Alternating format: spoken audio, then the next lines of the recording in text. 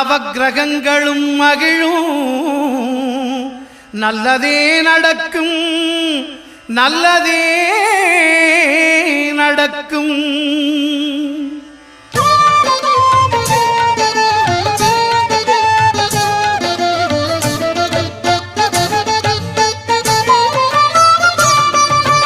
ஒன்பது கோளும் ஒன்றாய் காண அங்கு கற்பகம் என்னும் கடவுளின் மெய்யில் ஒன்பது கோளும் ஒன்றாய் காண அங்கு கற்பகம் என்னும் கடவுளின் மெய்யில் சூரியன் முதலாய் 9 கிரகமும் பலவித குணங்களை கொண்டிருக்கும். எங்கள் கற்பக தருவில் அவை வரும்போது ஒன்றாய் சேர்ந்து பலனளிக்கும்.